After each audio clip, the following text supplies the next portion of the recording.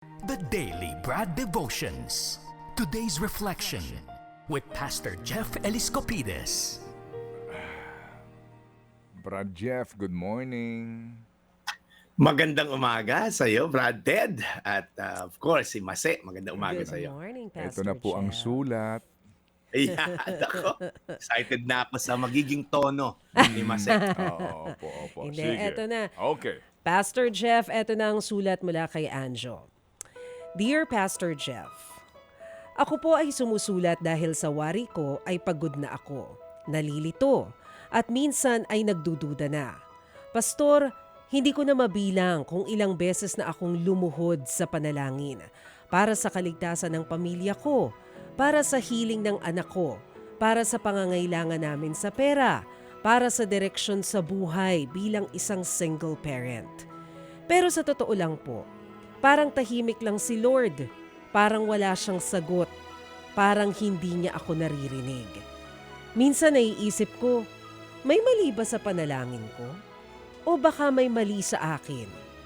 Nagkakasala rin naman ako, may mga desisyon akong hindi tama, may mga pagkukulang din ako bilang isang ina at anak ng Diyos.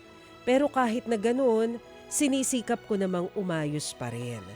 Kaya lang, habang tumatagal, parang lalo akong pinanghihinaan ng loob. May mga taong kilala ko na konting dasal lang, may sagot na agad ang kanilang panalangin. Pero ako, taon na ang lumipas, pero tila walang nangyayari. Minsan naiisip ko, Lord, nandyan ka pa ba? Nakikinig ka pa ba? Hindi ko po sinasadyang magreklamo. Gusto ko lang pong maunawaan. Ano po ba ang dapat kong gawin? Paano po ba dapat manalangin para marinig ang aking dalangin? Paano po ba malalaman na kahit hindi pa dumarating ang sagot, may ginagawa pa rin ang Diyos? Anong say mo, Brad? Yan po ang sulat galing kay Anjo. Yan. Pastor Jeff, wala kang audio. Hello, Pastor. Ayan. Yan. Okay. Check. Yan. Ayan. Okay na ba tayo? Salamat po. Ate Mase, hindi nakakaiyak ang iyong pagbasa. Yan. Well, anyway, sige, subukan natin yung sagutin yung... Daming dyan. Marami na rin akong mga nakausap ng ganyan, Pastor. Really? Oo, yung kumbaga sa awitin ni Gary V ba yun? Yun. Natutulog Galing mo, ba ang Brad. Diyos? Iyo, Right? Gary V, no? Gary V. Oh, natutulog ba ang Diyos? Okay, Brad, go ahead. Sige, ito yung babatiin ko lang, Brad, kasi 60th wedding anniversary. So, pasok to sa fans club mo. Tatay Freddy at Nanay Nerly Medina ng Taytay. 60th, Brad, ha? Kakaiba to. Yan. Anyway, pero ito hindi ganun ang kanyang pinagadaanan. Itong si Kuya Anjo. Una sa lahat, salamat muna Kuya Anjo sa katapatan mo, no? Hindi madaling aminin na pagod ka na, nangungulila ka sa presensya ng Diyos, nararamdaman mo yung katahimikan ng langit, ano? Lalo na kung galing ito sa pusong may pananalig ba. Hindi ka naman yung tipong simbarito, kumaisipan, pero ikaw talagang, kumbaga, nananalig ka talaga. Sa pamagitan ng sulat mo nga, marami makaka-relate. So, una, tandaan mo, Kuya Anjo, yung tanong mo na, Lord, nandiyan ka pa ba? Well, hindi ka nag-iisa. Even sa mga great men sa Bible, si David, sinulat niya yan. Yung sabi niya, hanggang kailan ba ako magdadasal sa'yo? Nakalimutan mo na ba ako? So, kahit itong panalangin ni David, hindi siya rebelde, Kuya Anjo, kundi ano lang siya, tapat siyang nagtatanong. Tanda mo to, Kuya Anjo, kapag tahimik si Lord, hindi ibig sabihin absent siya. Okay?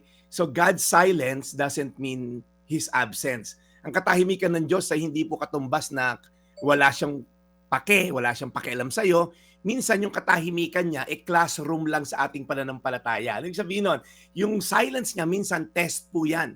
Kapag walang sagot, dun lumalalim at dun tayo talaga nagpupursiging magdasal, manalig at umasa sa Kanya. Kapag walang kasagutan, di ba, lalong tumitibay yung faith muscle natin. Parang isang guro na ma-exam yung mga bata, di ba? Tahimik lang siya pag sinusubok niya mga estudyante. So may kasagutan ba si Lord? Yun yung tanong. Yes, meron po. Pero hindi agad sa timetable natin, Kuya Anjo. Minsan ang sagot ng Diyos, yes, kung ito'y ayon sa kanyang panahon at kanyang layunin. Minsan no. Kasi may mas mabuti siyang plano sa'yo. Kaya yung hinihingi natin, Lord, bigyan mo ako ng kotse. Eh, sabi ni Lord, pag binigyan kita, baka ganito, ganyan. Ikakasira mo pa sa panahon ngayon. So no, minsan wait. Kasi may binubuo siyang mas malalim na pagbabago sa'yo, yung transformation, at meron siyang mas magandang plano sa'yo. Kaya sila sabi niya, maghintay ka lang. Maghintay ka muna kasi ito panghawakan mo, Kuya Anjo. Okay? Etong verse na to, panalo to. Sabi sa Hebreo, yan ating verse. Hebreo 10:23, magpakatatag tayo sa pag-asa natin at huwag tayong mag-alinlangan dahil tapat ang Diyos na nangako sa atin. So hold on daw. Kumbaga Kuya Anjo, keep showing up kahit pagod ka na, kahit walang emosyon ka na, pagpatuloy mo makikipag-usap, pakikipag-connecta sa Diyos. Ang isang tunay na anak ay hindi lumalapit kapag may sagot lang, tama? Kundi na nanatili yung relasyon ng mag-ama kahit na feeling nila, ba't ay magbigay ni tatay ng baon, di ba? Check mo rin yung heart mo, Kuya Anjo. Hindi lang yung mga salitang lumalabas sa iyo pag nagdadasal.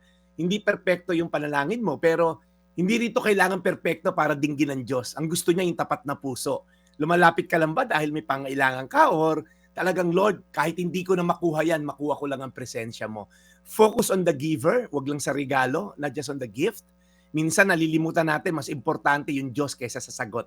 Right? Kung magkaroon kayo ng relasyon, kahit hindi mabigay minsan kasagutan, Lord, pero doon kita naranasan sa gitna ng kadiliman. And remember, ang Diyos ay faithful. Kaya, Kuya Anjo, ang pananampalataya mo, lumalalim yan.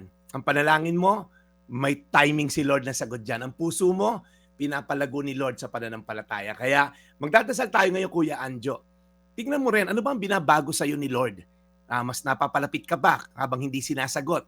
Kasi kung napapalayo ka, baka tingnan mo rin, baka selfish lang din minsan yung ating intention sa paglapit. Hindi ka nag-iisa, hindi ka niya nakalimutan kailanman, at hindi siya tuluyang mananahimik, Kuya Anjo. Tandaan natin, Hebreo 10:23, magpakatatag tayo sa pag-asa natin at huwag tayo mag-alinlangan dahil tapat ang Diyos na nangako sa atin. Tayo manalangin. Lord, salamat kay Kuya Anjo. Tapat ang kanyang hinaing. At Lord, ikaw naman, carry mo yung mga ganyang hinaing sa'yo. Si King David nga, mas malalim pa dyan ng mga salitang ginamit sa ginamit ni Kuya Anjo. Kaya alam namin, Lord, ikaw ay tapat. Susundin mo, Panginoon, ang kanyang hiling based on your timing and your purpose. So salamat, Lord, sa tiwalang ibibigay mo kay Anjo para sa'yo. Sa pangalan ni Jesus. Amen. Amen. At Panginoon, salamat po muli na marami sa pagkakataon po na mapakinggan ang napakagandang aral na ito mula kay Brad Jeff this morning. Kami po ay humihingi ng pangunawa, Panginoon, na kami po ay madalas ganyan. Pero salamat po, Lord, dito po sa biyaya ng mensahe na amin po napakinggan this morning. Alagaan niyo po lagi si Brad Jeff and always bless his mission. In Jesus' name we pray. Amen. Amen. Guilty as charged, Maricel. Opo. Sa mga ganyan pong uri ng usapin. Yes. Salamat, Brad. Sa muling pagkalabit mo sa amin sa ganyang sitwasyon, lalo na doon sa mga nagsasabay-sabay po ang problema. Minsan sa kalusugan, ganyan din. Isang sakit, may panibago, mga ganyan. Talagang isipin mo kung minsan ano ba ito nangyayari sa akin. Amen. Sige, so Brad, salamat na marami. O nga, Kuya Anjo, banggitin ko lang din. Alam niyo na may nangyari sa akin 2 weeks ago. Pinagdasal namin yung hipag ko na makarecover, lumakas. Pero it ended in death. So, pag nakita, ba't Lord namatay? Pastor na nga ako. Nagdadasal sa hipag ko. Kumbaga, tatakbo rin sa isip mo yun. Ang dami kong pinagdasal, Lord. Gumaling. Ito, hipag ko to. Bakit naman Lord namatay? So, Kuya Anjo, may mga tanong ako sa langit ko na lang itatanong. Ang tawag ko ron, Heaven's List.